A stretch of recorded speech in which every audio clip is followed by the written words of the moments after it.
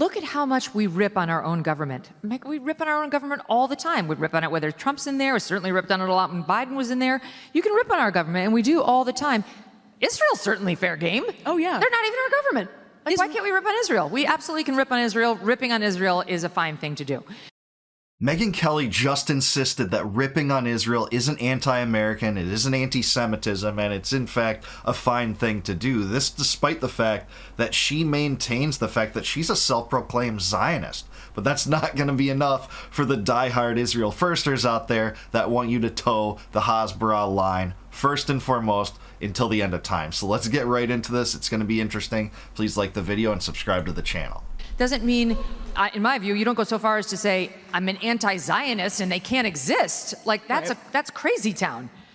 Well, that's not even right. Being an anti-Zionist means that you don't want to lend political or financial support to Israel, not that you don't want them to exist. Yes, some anti-Zionists don't want them to exist, but that's not the way to define anti-Zionism. But I really strongly reject the attempts to stifle the criticism against them, because they spent a long time trying to tell us, you can criticize Israel at the beginning of this war, just don't be anti-Semitic. Okay, got it. And then as soon as many of us started to get more critical of Israel, it was, you're an anti-Semite. Well, no, we're not going to play that game. Oh my gosh. And the Israeli media is more critical of Israel than sometimes the American media is. Like, it's incredible. Like, following the Israeli media after October 7th has been like very eye-opening as well, because their conversations are actually much more like big picture and broad and include a more diverse array of voices. Yes. So well, she's right. Read Haaretz if you don't believe this, but this is exactly true, where criticism of Israel is censored much more in legacy Western media than it is in Israeli media. Even the Times of Israel have had some harsh things to say about Netanyahu and his regime, certainly so, exposing his long-term support for Hamas, etc. I mean, look, it's not like our media has figured out the perfect formula either. no, that's for sure. And speaking of that, I want to ask you about what's happening at the White House and the Reno. Ooh. The media has lost its ever-loving mind.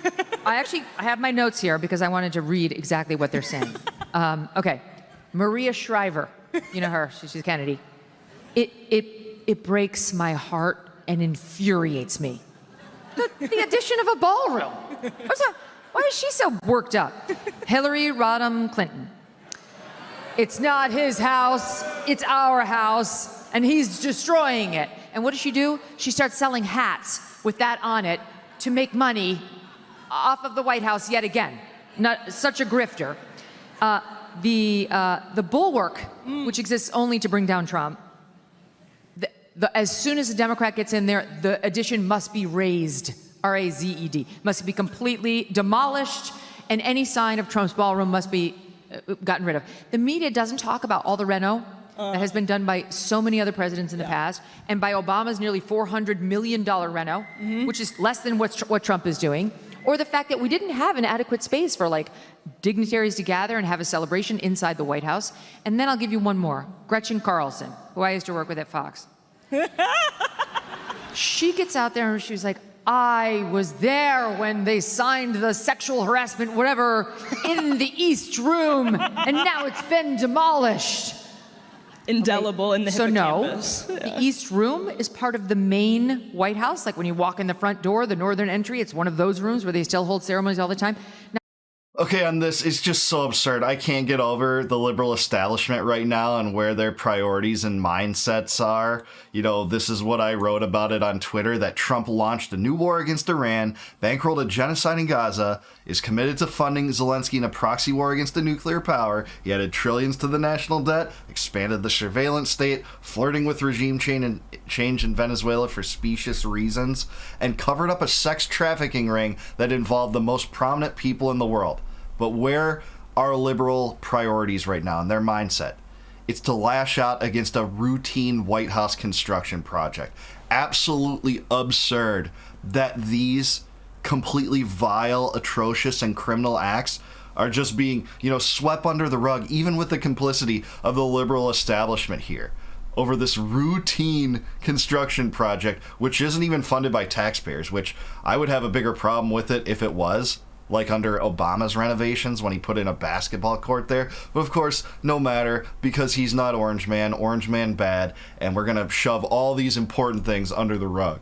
Not to be confused with the East Wing, which only has a couple of offices supposed to be used by the First Lady. They are two entirely different things, but these are the people who are supposed to be our media betters, educating us about how bad Trump is and why it's terrible what he's doing. The New York Times had an amazing story on this, where they tried to cite examples of the history that the East Wing means to the country, all of the history that's taken place in the East Wing, which was built, I think, in 1902 under Teddy Roosevelt. So people in general, I think the White House is much older than it is. A lot of it is pretty new, but the Times story, I tell you this is true.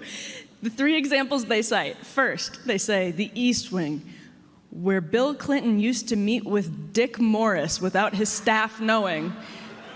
The White House's latest additions to its website, you're saying? No, this is actually, that is incredible too. But the New York Times really was like, God rest the East Wing. This is where Bill Clinton used to meet with Dick Morris without his staff noting.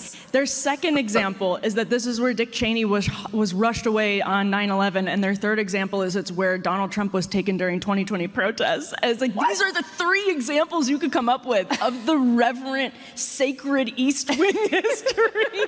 Yeah, they built this into a sacramental temple the same way they built the Capitol building to that, trying to, levy this absurd insurrection narrative at the public for 2 to 3 years. This unarmed insurrection on January 6th, trying to push that narrative that, this grandmother has to wear an ankle bracelet now because she was a threat to the government. It's utterly absurd, but they have built this into a sacramental temple with an almost religious-like attachment when none of the founders thought that of our government, or that was supposed to be the main theme of our government. She's right. Teddy Roosevelt constructed both the East and West wings.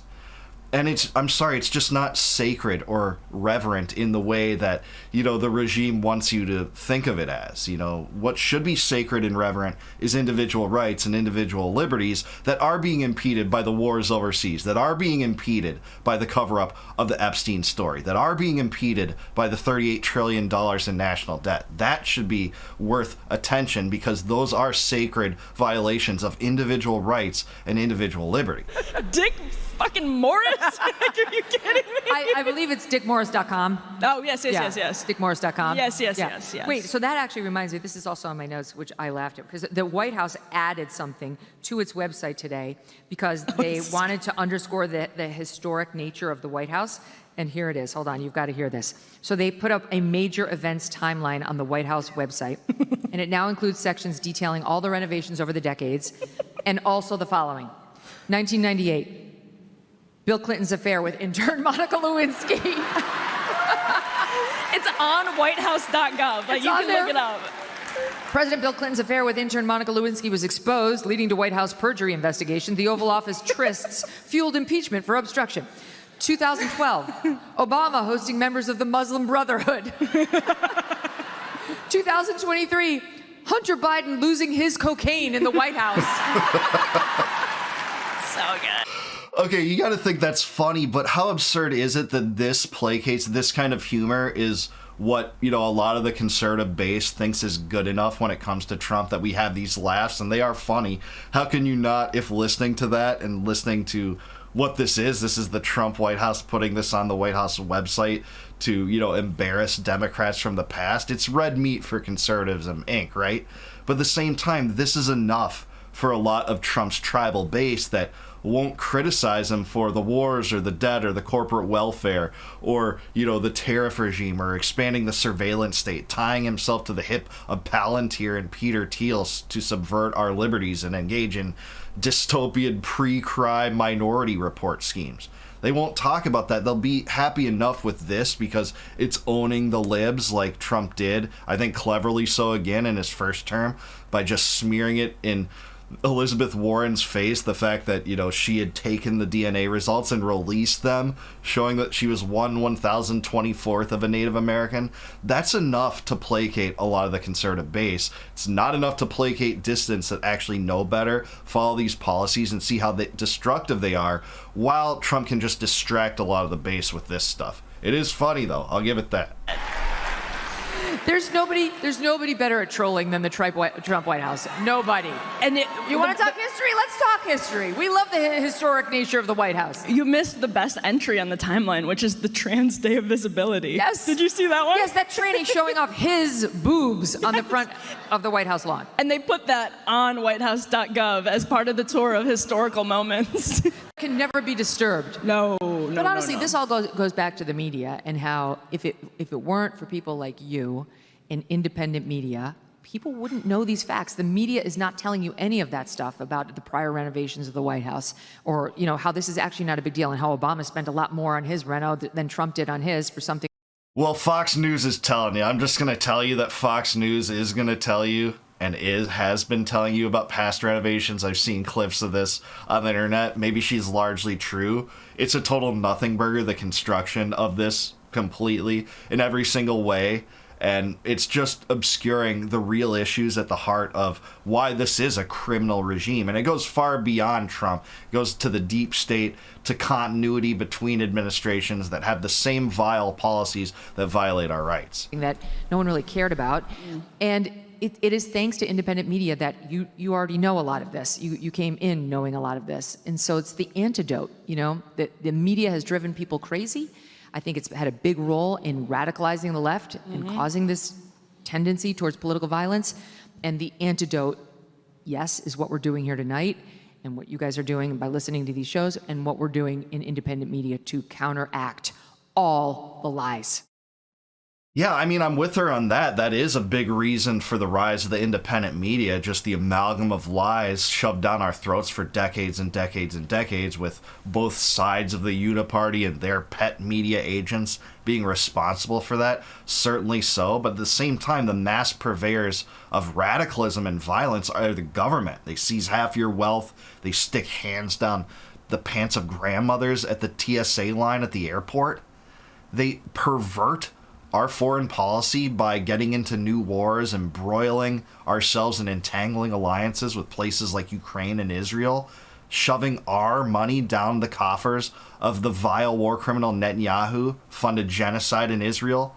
Give Zelensky as much money as he wants, despite saying and telling the American public and prospective voters that you are going to end that war within 24 hours. Keeping a starvation blockade going in Yemen for over a decade now, and using one of your only presidential vetoes to keep it going in your first term. That's what this president's done. He's not unique. He's not the only war maker in Washington, and he's influenced by who he stuffed his cabinet with on the behest of Miriam Adelson, who seems to have desperately wanted Marco Rubio at all costs as Secretary of State, probably the most powerful position in government, maybe in some ways more powerful than Trump, who's also the national security advisor. You have a neocon as the chief diplomat in the country and the chief national security advisor. Not good, as far as I'm saying. The inflation that it's caused to finance all this madness has made gas and fuel insanely expensive, and they want to talk about this White House renovation project. So owning the libs, it's funny enough. It's red meat for conservatives. If you don't laugh, I frankly don't think you're human. But at the same time, there are way bigger issues beneath the surface that this obscures. And this keeps a lot of the right-wing conservative base distracted while they just, shrug when it comes to the real important pressing issues. Like, I don't know, covering up a sex trafficking ring that involved children and some of the most prominent people in the entire world, likely as part of a foreign intelligence operation that included blackmail. Likely Israel being involved in that, by the way, our greatest ally in the Middle East. But that's what we have to get to. But Megyn's totally right about criticizing Israel. She's going to get attacked by this. She's already been attacked by this because last month she said this. This is something that you can't say if you want to maintain the Hasbara Zionist propaganda line, when she told Tucker Carlson this. Opinions had evolved. And let's face it, Charlie was like an unofficial spokesperson for the youth of America. In particular, conservative youth. And I don't know if people have checked, but they no longer support Israel. And everybody under 30 is against Israel. Charlie was 31. His opinions had... Well, she said it there. You're not exactly allowed to say what's true, and that is true. It's not true to a T. It's not true to an individual person, but it is largely true. It's hyperbole, but she's generally right. Almost no one under 30 supports Israel. And that's why she's being attacked even by Zionists for not towing this line to the absolute rigid expectations of the pro-Zionist forces, the Israel lobby, AIPAC, etc. That's why she will be attacked, even though she still says, I support Israel, I'm a Zionist. But that's not enough. You can't say it's all right to criticize Israel, because the forces that are waging war in our name in Iran, that did that, there's a ceasefire now, but still do that, bankroll a genocide in Israel, they don't want to debate on this. They don't want criticism. They want Hasbara. And that's what they're going to try to bring you until people break free of AIPAC and the Israel lobby. But I do want to hear from you. Is Megyn Kelly correct about this? Can you criticize Israel? Is the White House renovation project a big deal? Why is the liberal establishment so consumed by it? Does it just show all the shortcomings of the American establishment left? Let me know in the comments down below. Please like the video, subscribe to the channel, also subscribe to Megyn Kelly. Like her or not, I appreciate her opinion on this. Doesn't go as far as I would take it, and I think that she's distracted by some of this owning of the libs, but at the same time, I think she's an honest player. She's an honest person. Glenn Greenwald thinks that too, so hey, I'm with Glenn on that one. Let me know down below what you think. Please like the video, subscribe to the channel. Also, if you want to become a YouTube member of mine, I'd really appreciate it. That will help support the channel. You can do that by clicking the join button below. And for doing that, I'll give you access to all my videos before they go live to the general public on YouTube. Also, if you want a free copy of my book, Compact of the Republic, click the link in the description below. You'll go to a site, plug in your email, and I'll send that right to you via email. No obligation, no cost. It tells the story of how the United States, according to the founders' intent and wishes, was a decentralized constitutional republic, but how that vision got perverted over time and transformed the United States into a centralized, powerful entity that wages war across the seas and established an American empire, much to our detriment, much to the detriment of all American patriots. And until I see you guys next time, no more war, no more debt, no more inflation, and no more empire. Peace out, guys. Catch you in the next one.